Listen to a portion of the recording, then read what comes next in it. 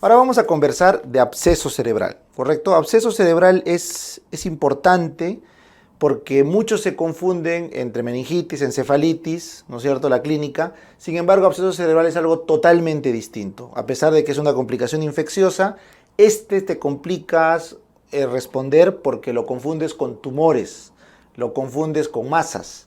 Entonces vamos a hacer un enfoque bien claro del absceso, a pesar de que las preguntas principalmente vienen de infecciones, ¿correcto? Perdón, de etiología del absceso.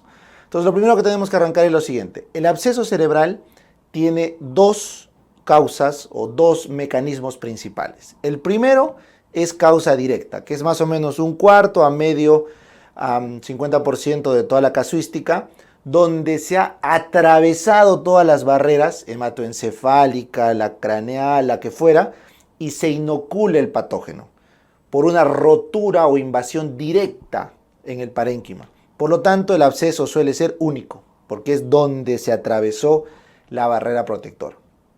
Por definición, los lugares más vulnerables del cerebro para que entre un absceso es donde el hueso es delgado, que justamente es por los senos paranasales o la parte del mastoides. Entonces, por eso, por frecuencia, el primer lugar donde alojan los abscesos es el lóbulo frontal, luego viene el frontotemporal, ¿no? Se va hacia atrás el temporal, luego el frontoparietal, siempre fronto porque usualmente es en el borde entre el frontal y el temporal, el frontal y el parietal, luego cerebelo y finalmente el occipital. Ese es el orden de la estadística de las causas directas. Ahora, ¿de dónde viene? ¿De dónde viene? Los lugares identificados más probables son la otitis media, las mastoiditis, que estos suelen disparar al temporal. Entonces, cada vez que te pregunten lesión o absceso en el temporal, ¿de dónde vino? Del oído medio o de una mastoiditis. Y como les dije hace un rato, al frontal van las sinusitis. La sinusitis de los senos frontales, también puede ser de los etmoidales, terminan pasando al lóbulo frontal. Y las infecciones dentarias complicadas también pueden dar abscesos frontales. Entonces, por eso te vas dando cuenta por qué el frontal es la causa o el lugar más frecuente. Muy bien, existe también por cuerpos extraños, claramente las balas son lo más frecuente. Y el datito curioso es que puede aparecer el absceso hasta años después de este objeto extraño dentro del cerebro. Años después de una bala puede aparecer un absceso en el lugar donde ésta incurrió, pues, ¿no? Luego, la neurocirugía también es una causa directa porque se cortan las barreras y puede, o se ha demostrado, se ha descrito casos de abscesos meses posteriores a una neurocirugía. Entonces, ojo, que esta causa es de las más preguntadas de absceso. Sin embargo, tenemos una segunda causa que es la hematógena, donde básicamente 25 o 35%, casi la tercera parte, se explica por un foco fuera del cerebro. Entonces, en este caso, como el foco va fuera del cerebro, la infección viene por la sangre, entonces tenemos abscesos múltiples en diversos lugares porque viene por la sangre. ¿Y cuál es la sangre que tiene más caudal en el cerebro? Pues la arteria cerebral media. La arteria cerebral media va a dejar en todo su territorio sembrado diversos abscesos. Y este es un dato, el absceso por vía hematógena suele ubicarse en la unión córtico-subcortical, que es el lugar donde hay mayor flujo sanguíneo, ¿correcto? Porque ahí es donde estás viendo la terminación final de la división de los vasos. Entonces, los abscesos múltiples, como puedes ver en este esquema, se forman en la unión córtico-subcortical, mientras que los abscesos únicos no lo respetan y pueden ser totalmente corticales, totalmente subcorticales o combinados. ¿Listo? Bien. ¿Cuál es la fuente más frecuente de una vía hematógena? Pues obviamente el pulmón, abscesos pulmonares, o la piel contigua, abscesos pélvicos, abscesos intraabdominales, endocarditis bacteriana, no lo olviden, cardiopatías, sobre todo que tengan un shunt, como ven en este dibujo, de derecha a izquierda. Las cardiopatías congénitas con shunt derecha a izquierda suelen disparar émbolos sépticos al cerebro. Ese es dato. Y finalmente las malformaciones pulmonares que también hacen un shunt derecha-izquierda. ¿Listo? Entonces, si ustedes suman 50 más 35 es 85. 25 más 25 es 50. Entonces existe una gran parte de abscesos que no se sabe el origen. No se sabe, ¿no? Casi la mitad, hasta un 15%, dependiendo de las series, no se sabe el origen. Muy bien, listo. Ahora vamos a la etiología en sí. Entonces, acá hay una pregunta de examen que dicen, ¿cuál es la causa más frecuente de absceso cerebral? Y la respuesta es estafilococo. Claro, porque el estafilococo va por vía hematógena, va por vía contigua en las neurocirugías y también puede ir por vía contigua en los traumatismos. El único donde no va el estafilococo son las infecciones de los sinusoides, de las cavidades sinusoidales, de los senos, perdón, frontales, etmoidales, ¿no es cierto? ¿Ya? Los senos paranasales, y tampoco de la parte del oído medio, de la titis, la mastoiditis. Entonces, ahí mucha gente se confunde con estreptococo. Pero datito, no es el estreptococo pneumoniae, no, ese es raro. El estreptococo que complica en las series de absceso es el viridans. Ahí está, esto es up to date. Mientras que el estafilococo que complica es el aureus.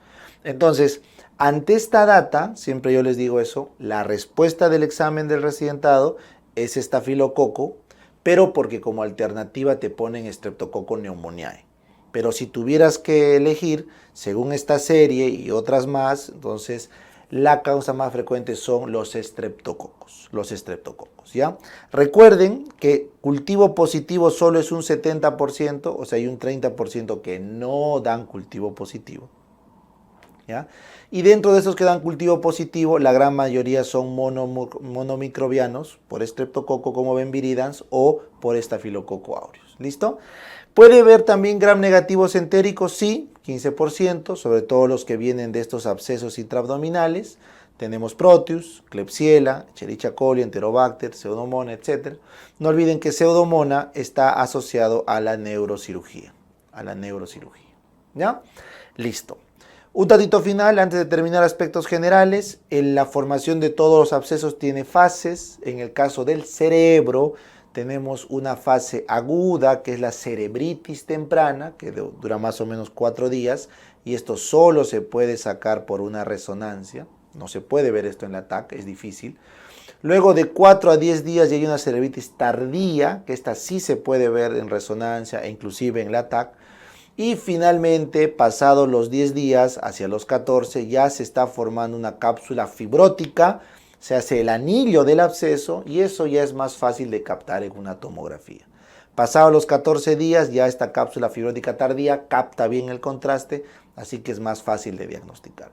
Entonces, noten que el diagnóstico de un absceso evoluciona desde resonancia hasta tomografía en cuanto a sensibilidad. Por eso si les preguntan, la resonancia es más sensible para la cerebritis, pero cuando ya tenemos el anillo fibrótico podemos diagnosticar con un TAC. Bien, ahora, dentro de los aspectos generales, quiero ahondar un poquito de la fuente y la bacteria relacionada, porque si viene una pregunta acá, sí sería complicado. Entonces, como les dije, si la fuente son los senos paranasales o la vía odontológica, entonces ahí priman los estreptococos. Bueno, puede haber Haemophilus, Bacteroides, Fusarium o Fusobacterium, pero estreptococo manda, eso tienen que saber. Luego, si es por vía otogénica, ahí tenemos también estreptococos y algunas enterobacterias. Nuevamente, estreptococo se repite, ya tienen una explicación. Por eso, si les dijeran los abscesos de origen otorrinolaringológico, son principalmente estreptococo. Luego, cuando vamos en la vía pulmonar, tenemos acá estreptococos nuevamente. En el tracto urinario, la Pseudomonas aeruginosa. Si es un trauma penetrante, acá ya entra el primer aureus, en el trauma penetrante, no lo olviden. Podemos encontrar Enterobacter, Clostridium también, que es más raro. En neurocirugía, nuevamente entra estafilococo, ahí lo tienes. Y acá también les dije Pseudomonas aeruginosa.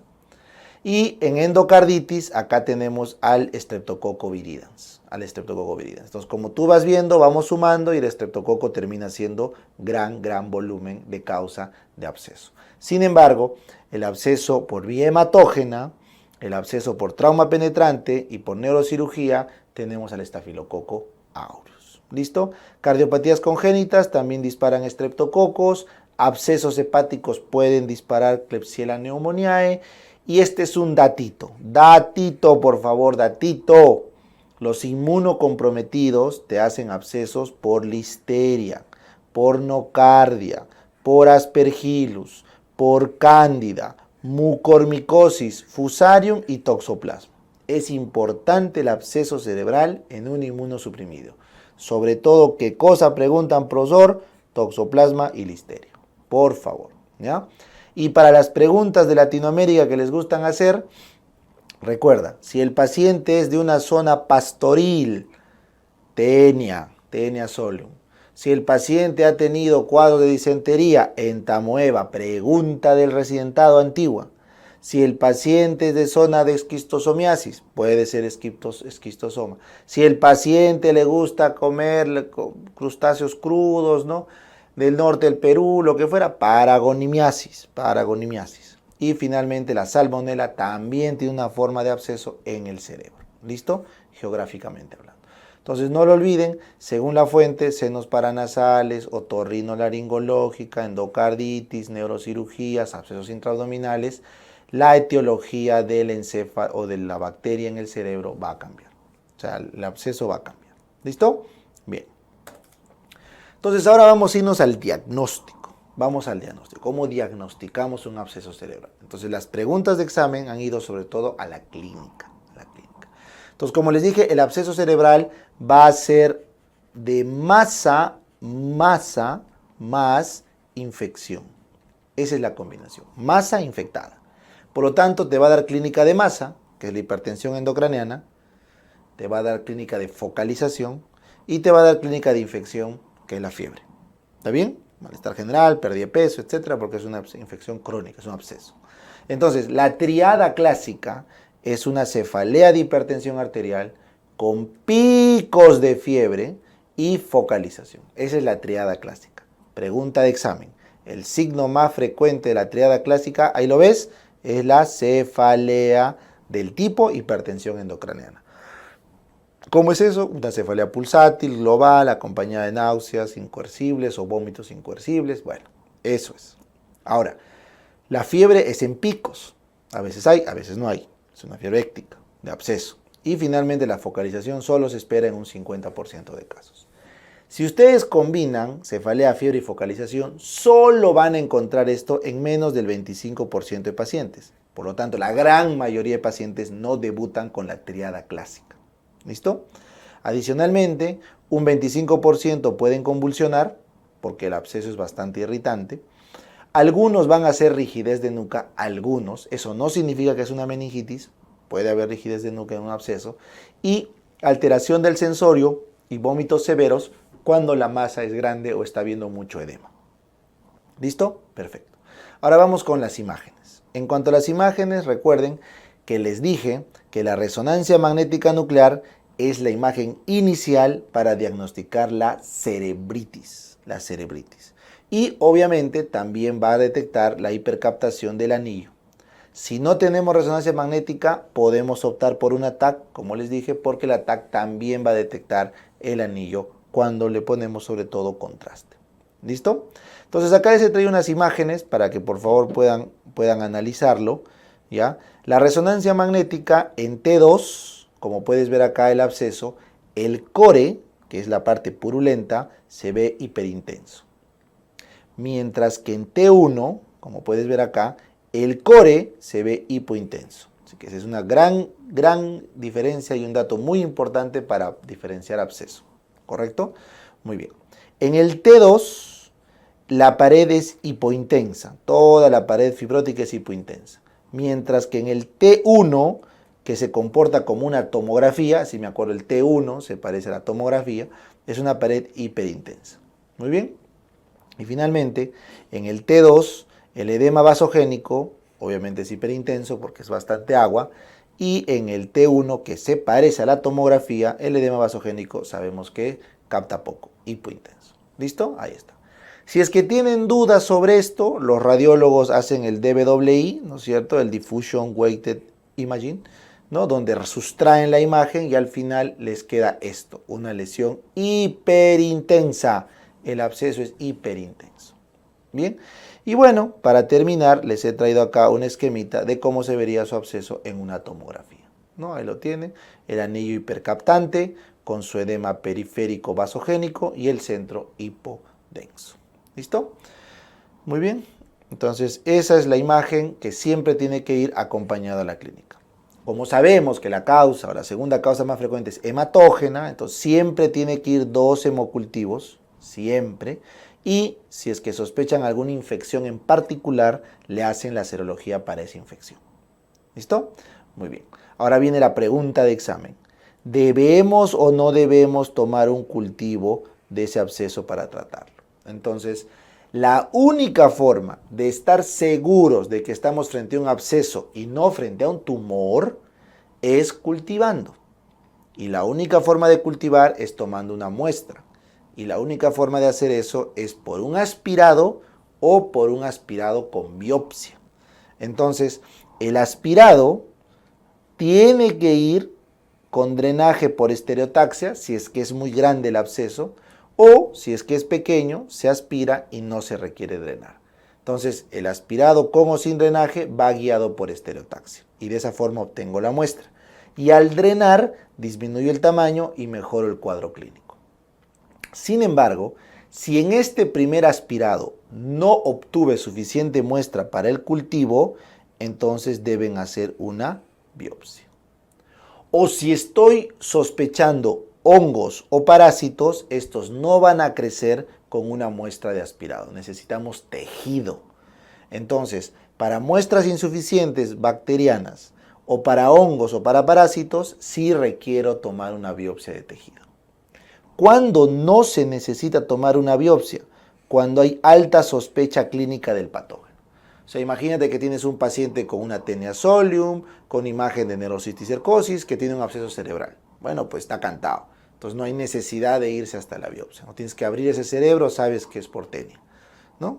O si tienes un paciente con VIH, SIDA, toxoplasma positivo en serología, toda la clínica de toxoplasmosis sistémica y un absceso cerebral, apetoxoplasma. Entonces, cuando es alta tu sospecha clínica, no tienes que abrir cerebro. Tampoco tiene sentido abrir cerebro sin necrosis. Cuando hay solo la cerebritis en los primeros 4 días o 10 días y no hay la colección del pus, no tiene sentido abrir ese cerebro.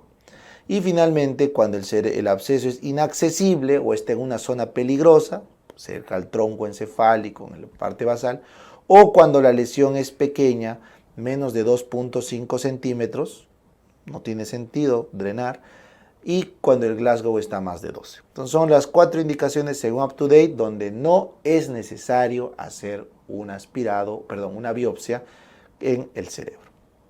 Muy bien, y acá hay un buen dato que les puede interesar. No se necesita punción lumbar, porque 30% se van a enclavar. Como es una masa, puede ser hipertensión severa y se enclava. Entonces, ¿para qué lo vas a pelar? La punción lumbar es para meningitis o encefalitis.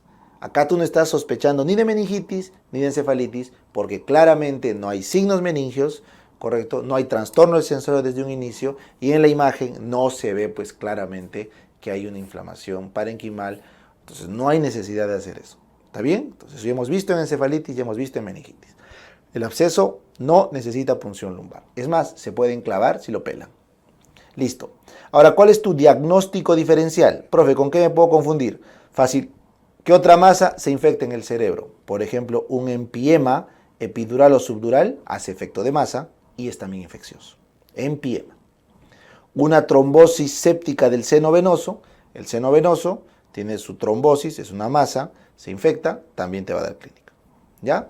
Un émbolo séptico, ese sí no va a hacer efecto de masa, pero al infartar va a dar focalización. Entonces te puedes confundir. Un émbolo séptico va a venir con fiebre, con infección, clínica infecciosa, más focalización. Te puedes confundir.